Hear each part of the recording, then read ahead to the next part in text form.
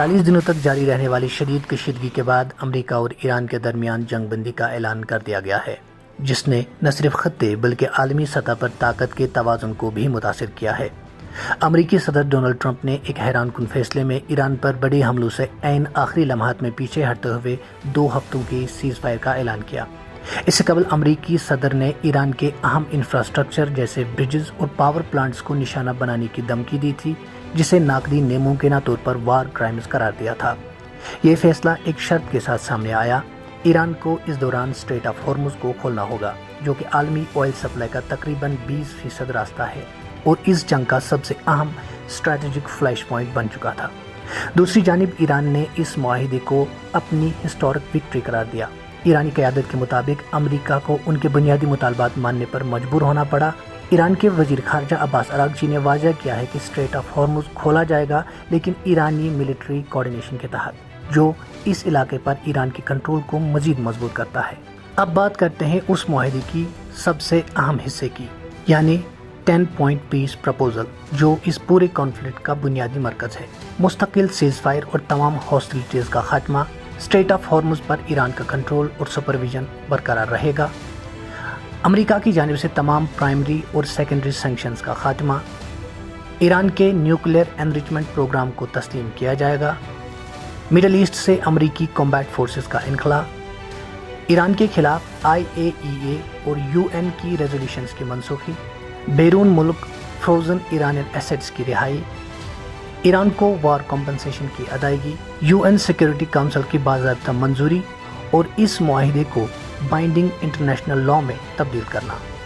یہ 10 نکات نہ صرف جنگ کے خاتمے بلکہ پورے خطے میں جیو پولیٹیکل بیلنس کو ریڈیفائن کرنے کی کوشش ہے۔ واضح رہے کہ یہ کانفلکٹ 28 فروری کو شروع ہوا تھا، جب امریکہ اور اسرائیل نے مشترکہ کارروائی کرتے ہوئے ایران پر حملے کیے، جن میں آیت اللہ علی خامنائی اور کئی سینئر ملٹری کمانڈرز کو نشانہ بنایا گیا۔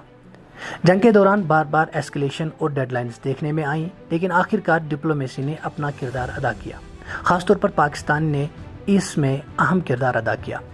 وزیر اعظم شہباز شریف اور آرمی چیف عاصم منیر کی بیک چینل ڈپلومیسی نے اس سیز فائر کو ممکن بنانے میں مدد دی۔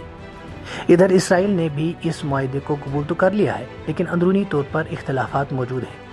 اسرائیلی وزیر اعظم بنجامن نیتن یاہو اس ڈیل سے مکمل طور پر مطمئن نہیں دکھائی دیتے۔ اگرچہ سیز فائر ہو چکی ہے، لیکن صورتحال ابھی بھی نازک ہے۔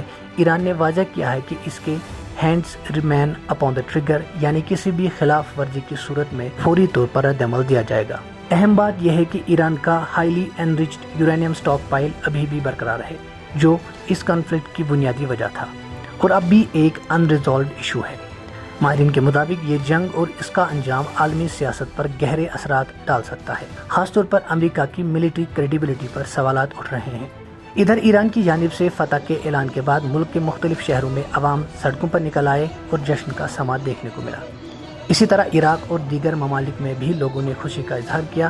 دلچسپ بات یہ ہے کہ جشن صرف مشرقی وسطی تک محدود نہیں رہا، بلکہ دنیا کے مختلف حصوں میں، خاص طور پر کشمیر اور ہندوستان کے کئی علاقوں میں لوگوں نے سڑکوں پر آ کر ایران کے اس نام نہاد کامیابی پر خوشی کا اظہار کیا۔ ماہرین کا ماننا ہے کہ اس جنگ اور اس کے انجام کے عالمی سیاست پر 2 رس اثرات مرتب ہو سکتے ہیں۔ تجزیہ کاروں کے مطابق یہ پیش رفت امریکہ کی ملٹری کریڈیبلٹی کو متاثر کر سکتی ہے اور مستقبل میں ایران کے ساتھ مذاکرات میں اس کی پوزیشن کمزور ہو سکتی ہے۔ بعض ماہرین کا یہ بھی کہنا ہے کہ ایران کے ساتھ جنگ کا تجربہ امریکہ کے لیے ایک ناکام حکمت عملی ثابت ہوا، جس کے بعد اب سفارتی راستہ ہی واحد قابل عمل آپشن کے طور پر سامنے آ رہا ہے۔ خلاصہ یہ ہے کہ یہ سیز فائر صرف ایک وقتی وقفہ ہے یا ایک نئے عالمی نظام کی شروعات، یہ آنے والے دنوں میں واضح ہوگا۔